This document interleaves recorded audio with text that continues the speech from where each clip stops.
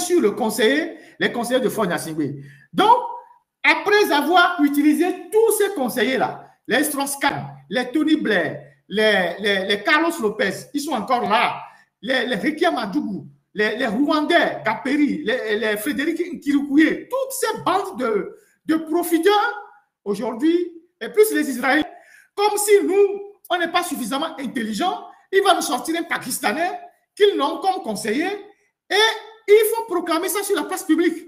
Généralement, quand ils nomment des gens comme conseillers, c'est discret. Mais là, ils le mettent sur la place publique et je me pose la question de savoir pourquoi ils annoncent à coup de renfort à travers les médias qu'il a nommé quelqu'un, un Pakistanais, comme conseiller en énergie.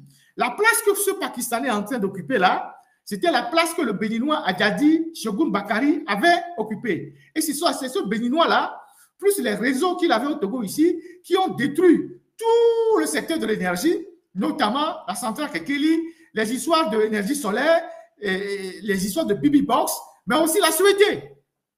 Mais je voudrais juste vous dire ceci. À chaque fois que Faure nomme un étranger comme conseiller, c'est que c'est quelqu'un qui va l'aider à sortir l'argent du pays. C'est ça en fait. Et quand vous voyez ce monsieur-là, son parcours, il est à Dubaï. Et quand vous prenez Dubaï aujourd'hui, c'est la destination de tout l'argent qui est issu des flux illicites financiers. Des flux financiers illicites, de l'argent qui sort du pays, l'évasion fiscale et tout ça. Parce que on ne voit pas ce que ce monsieur va faire à côté de Faure Gnassingbé, que des gens qui sont dans UNIR, qui ont des compétences dans UNIR ne sont pas capables de faire. Donc, quand il nomme des gens comme ça, c'est pour lui servir de couloir pour sortir l'argent du pays. Donc, ce monsieur vient à Dubaï, il est déjà avec Faure Gnassingbé. Ce n'est pas que c'est maintenant qu'il vient, parce que le projet Bibi Box est au Togo depuis. Et ce projet a fait flop depuis.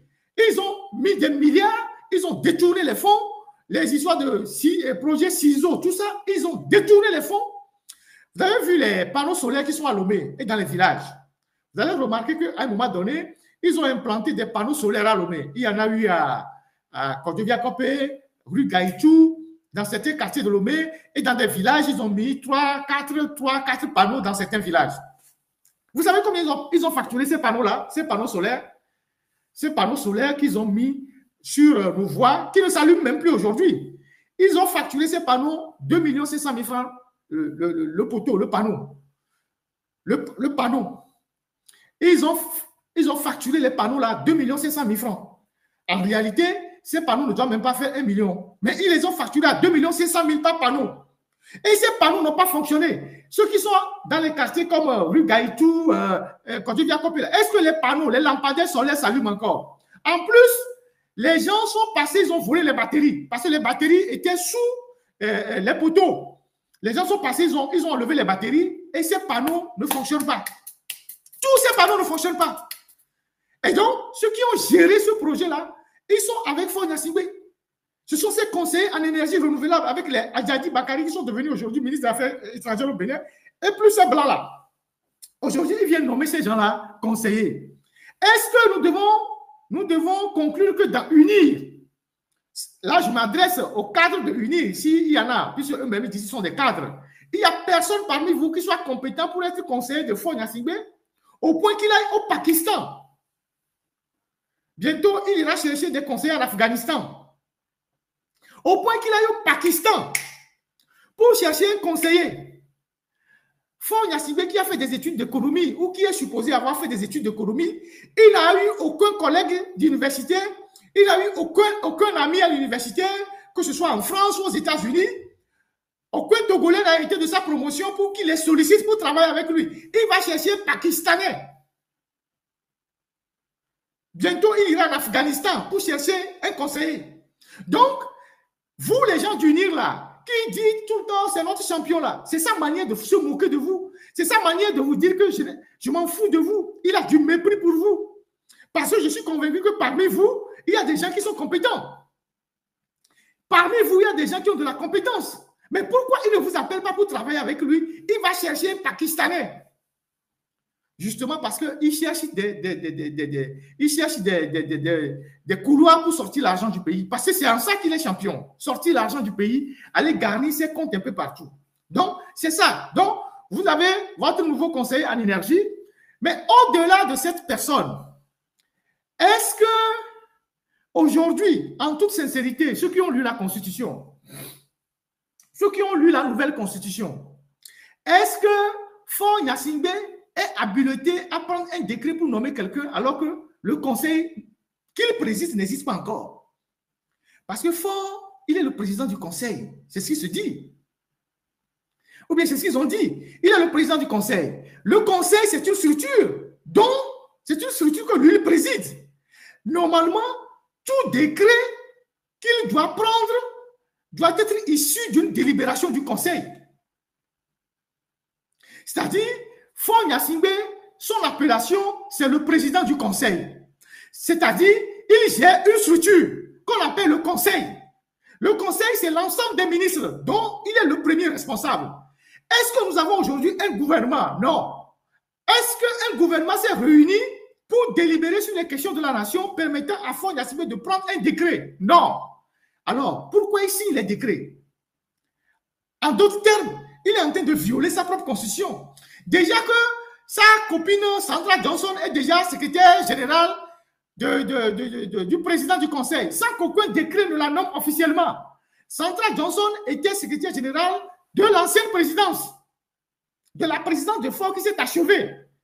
Donc, normalement, lorsque Faure Gnassingbé a été choisi, il devait constituer son cabinet.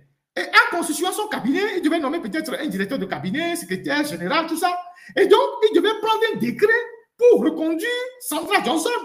Si tant est qu'il tient que Sandra Johnson reste à ses côtés, parce qu'elle a intérêt à rester à ses côtés. Et lui-même, il a intérêt à ce qu'elle reste à ses côtés. Ils savent ce qu'ils font ensemble. Mais il n'a pris aucun décret pour nommer cette dame-là. Maintenant, il prend un décret au nom du conseil qu'il préside, alors que le conseil n'existe pas. Et Sandra Johnson contresigne contre nouvelle secrétaire du conseil, du président du conseil. Vous trouvez ça normal? Est-ce que vous trouvez ça normal? Donc, sur toute la ligne, on dirait qu'on n'a même pas de constitution. C'est un chiffon que Faure manipule comme il veut, selon ses humeurs. Aujourd'hui, normalement, il doit être à la tête d'un conseil avant de prendre des décisions. Et le conseil doit se réunir. Mais alors, nous n'avons pas de gouvernement. On n'a pas de gouvernement. Officiellement, on n'a pas de gouvernement. Les ministres qui sont là en train de gérer les affaires courantes sont issus de l'ancienne République. C'est ça la réalité. Autre chose, dans les régimes parlementaires, connus pour être des régimes instables, que ce soit en Allemagne, parfois, en Italie, en Israël, en Inde, au Canada, c'est un autre format, l'Angleterre, c'est un autre format. Les régimes parlementaires dont nous nous sommes inspirés, de vous à moi, qui est l'autorité, qui est le garant de l'autorité morale du pays? C'est le président. C'est le président qui est le garant de l'autorité du pays, c'est-à-dire c'est lui qui est la personne qui est le garant de l'autorité dans le pays. Donc, dans ces pays-là, que ce soit en Inde et tout ça, ces pays-là, puisque c'est le président qui est le garant de l'autorité, c'est la photo du président qui est dans les bureaux officiels. Dans le régime parlementaire, c'est la photo du président, fut-il un président honorifique, qui est dans l'administration. Le premier ministre, comme il est de passage, on ne met pas sa photo dans l'administration. Dans un régime parlementaire, c'est la photo du président qui est dans l'administration. Le premier ministre peut tomber à tout moment. Il est à la tête d'un gouvernement. Le gouvernement peut faire 6 mois, il peut tomber. Le gouvernement peut faire 4 mois, il peut tomber. Donc, il faut enlever toutes les photos de Faure qui sont dans l'administration et mettre celui de son pantin sans vie de tomber. Il a voulu le régime parlementaire. On va l'appliquer jusqu'au bout. Il a voulu le régime parlementaire sans réfléchir aux conséquences. On va l'aider à l'appliquer jusqu'au bout. Dans un régime parlementaire, ce n'est pas la photo du premier ministre qu'on met dans l'administration. C'est la photo du président. Donc, dans toute l'administration togolaise, il faut enlever les photos de Faure Gnassingbé et mettre la photo de son président sans vie de tomber. Peut-être qu'il n'a pas pensé à ça. Ceux qui lui ont dit de mettre le régime parlementaire, ils n'ont pas pensé à ça. Moi, je le lui rappelle. Dans un régime parlementaire, c'est la photo du président qui est dans l'administration, pas la photo du premier ministre ou du président du conseil. Donc, enlevez toutes les photos de Faure Gnassingbé, aller mettre la photo de celui que lui-même il a nommé comme président là-bas. Ensuite, comme le président honorifique n'apparaît nulle part, je voudrais inviter les syndicalistes, les associations de société civile à demander audience au président, le président honorifique. Il est là, il doit travailler parce qu'on va le payer, nous allons le payer. Donc, il est là, il doit travailler, donc on va le payer. Donc, je demande à toutes les structures de notre pays de demander une audience au président de la République, donc M. Sammy de Tové. S'il refuse de la recevoir, on va tirer les conséquences. S'il les renvoie vers Faure, on va tirer les conséquences. Donc, on va faire un exercice comme ça. Il faut que les associations, les syndicats demandent à voir le président. Parce que ça ne va pas, donc il faut qu'on demande à le voir. Il faut lui demander une audience. Écrivez, allez déposer dans sa maison, là où il est à Condomela, que vous voulez le voir. Parce qu'il est le président, il doit s'assumer. Il est le président de la République, il doit s'assumer. Donc, demandez à le voir. S'il ne veut pas vous voir, on va tirer les conséquences.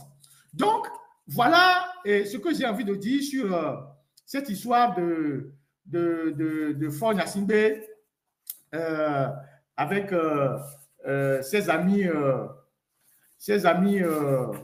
comment ça s'appelle, pakistanais là. Bientôt, il va nommer un Bangladeshien ou je ne sais pas quoi comme conseil. Ça, c'est l'incompétence dont sa femme a parlé.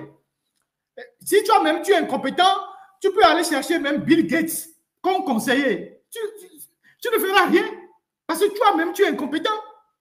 Donc, ce n'est pas le fait de s'entourer. Mais les Dominique Strauss-Kahn, là, c'est des gens qui sont dans leur domaine très calés. Pourquoi ils n'ont jamais réussi à changer le Togo? Est-ce que Talon a besoin d'avoir eu ces gens-là pour développer son pays? Est-ce que Talon a eu besoin de ces gens-là pour implémenter tous les projets qu'il a implémentés? Non. Mais Faure, lui, il va chercher des gens, des individus sulfureux. C'est des gens qui sont aussi dans des scandales comme lui pour les nommer président et conseiller. Voilà ce que j'ai à dire sur cette question de conseiller. Maintenant, on va parler de la sûreté. On parlera du dossier d'Amron. J'ai quelques révélations à vous faire sur le dossier Amron. Ça, c'est vers la fin. On va parler de la sûreté. Il y a des choses intéressantes que je vais vous dire sur la question de Amron. On en parlera. Il y a des choses qui vous ont échappé. On va en parler. Là, on va parler de la sûreté. Alors, pour la sûreté, les Togolais doivent se préparer à des difficultés, d'énormes difficultés. D'énormes difficultés.